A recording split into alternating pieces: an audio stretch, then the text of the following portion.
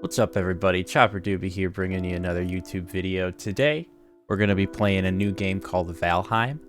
This is a game that's been blowing up a lot lately. I've been having a lot of fun playing it. I really can't stop. It's a Viking survival RPG game. When I describe it, I would say it's sort of like Minecraft and Dark Souls and Skyrim and Breath of the Wild and RuneScape. Today we're just going to do a little beginner guide, give you some quick tips on how to get started in the game if you ever want to pick it up and play it. It's only $20 on Steam. I definitely recommend picking it up if you guys want to play a new game. Without further ado, sit back, relax, and enjoy the video.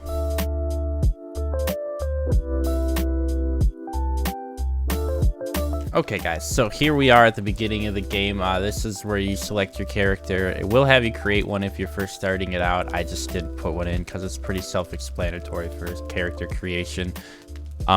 Basically what you're going to want to do when you first get in, you're going to want to hit start.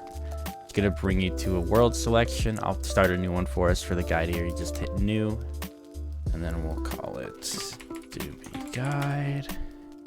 And then it gives you a seed here. This is the world that generates you. They're all procedurally generated, so each seed is random that you get, and each one is different. So this is where you start on every map that you spawn into. You can see these 5 stones here. Each stone represents a boss you're going to have to kill throughout the game. Each will drop a trophy after you kill them. You bring them back here, and you get stuff. This bird, this is Hugin. Hugin is the best. He's your best friend. He's going to give you all of the information you need to get through this game. Talk to him every time he pops up. And then moving on from there, what you'll want to do is you'll want to pick up stones and branches off the ground. As you can see, I am doing around here. These will let you craft items. Make sure when you pick up items, guys, that you do take note of what you can craft and try to craft everything that you can, because crafting is what progresses you through the game, and new items are better always. Another thing you can do is you can also punch these little beech trees here, as you see that I'm doing. They'll also break eventually, and they'll drop wood. Quick other thing to add too while I'm doing this, as you can see as I punch stuff, there's that little bar down in the middle of my screen. It's going down. That's my stamina bar. It's pretty self-explanatory. It's just your stamina bar. If it empties out, you gotta wait for a second for it to fill up. There are some things, though, that can damage you once your stamina runs out. By water, you can also find flint. Flint is a useful material. It lets you build a flint axe, which is much better than the stone axe. It also kind of will give you a little bit of a head start when you're playing the game. So definitely look for flint. Flint spawns around water, and it usually spawns in groups like you saw that I just found. And now that you have some wood and stone in your inventory, guys, what you can do now is you can hit tab, and this will show you your crafting menu. Basically, it's the menu of the game. Here in the upper left is your inventory. At the top bar is your action bar. The rest is just inventory spots. You can only carry 300 pounds of weight. Up here are some things that are just in the game. You have the Valheim compendium. This is going to give you everything that Huggins taught you about the game. It'll also give you just things that have happened in the world and active effects that are happening to you, and let you know what they do. There's your skills menu. This will fill up as you do more skills. Your skills increase as you do them, sort of like how Skyrim works. So the more you hit things with clubs, the higher your club skill will be. The more you sprint and run around, the higher your run skill will be, etc. Moving on is the trophies that you collect from kills, and then you also can enable and disable PvP if you're playing with other players. The most important menu on this screen, though, probably is the crafting menu. This is gonna basically be how you progress through the game. It's gonna let you craft everything in the game. So the first things I would recommend crafting: stone axe, and also a hammer. All right, now that you got some tools, guys, what you're going to want to do is you're going to want to start to get some food. So there's a bunch of different ways you can get food. You can get food by killing animals in this game, and you can also get food by picking berries from bushes. To eat food, all you got to do is hit tab to open the inventory. You can right click the food item, and as you see down here in the bottom left, your food bar will raise up and your health will start to regen. And as you also see, after you eat, you get a little more stamina to use. So eating is very, very important. Always eat and make sure you always have food on your bar. You can also get food from killing animals. There's boars in the world like this that you see. Boars will attack you on sight, so make sure you kill them fast. If you find a deer, make sure you quietly sneak up to it, because it'll run away if it spots you, and make sure you hit it fast so you strike it down. Deer will drop raw meat and deer hide upon the kill.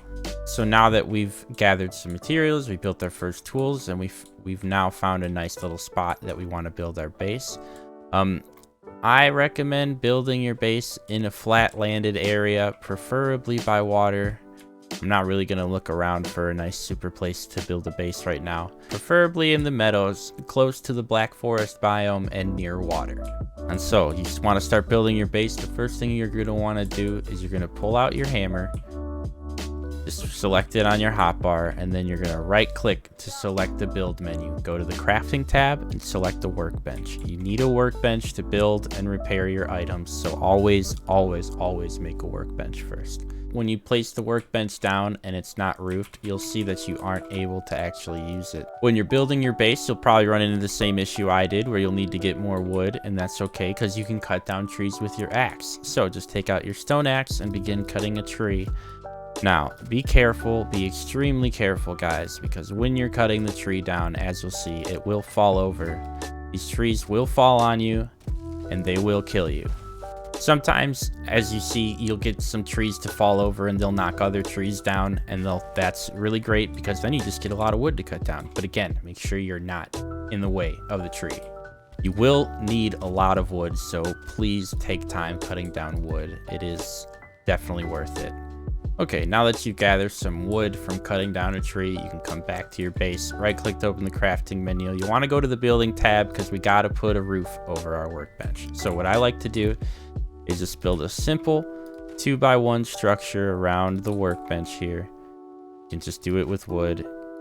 And take the wood walls, place it around it like that. Take a thatch roof over the back.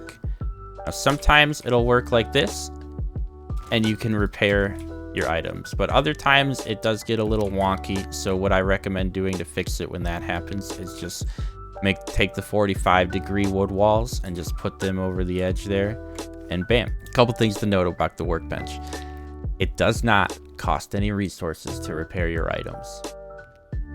That's all I need to say. But also from the workbench here, you can craft more items. You can upgrade the items that you have. The first thing I would recommend building from the workbench is a hoe, because you need a hoe to make level ground for your base. Quick word on leveling as well. When you level, the ground levels to wherever you're standing, right? So I'm standing here and the ground is flat. If I do a level out there, it'll raise the ground up to the level that I'm at. So make sure you're standing at the level you want to flatten out to when you level out your base. Sometimes you might not get to level, so you'll just have to kind of work around it in the beginning until you get a pickaxe. Now that you've gone and collected some wood, it's probably nighttime in the world that you're playing in, so you'll realize that your character is cold. So what you want to do to fix that there, guys, is you can just come back to your base. You can build a campfire on the ground with some stone and some wood. This will give you a fire buff. Another thing to do with this is make sure you press X to sit down at the fire, because what this will do is it'll give you resting, and if you wait, I think it's about 30 seconds here at the fire, it will give you a rested buff, as we'll see in a few seconds. Yeah, so if you wait about 30 seconds at the fire, you'll get a rested buff, as you saw pop up on my screen. What this will do is it'll make you use less stamina while you're running around. It also makes it regenerate faster for you. Another thing too is that you will regenerate faster when you're around fire, so make sure that you have a fire around your base.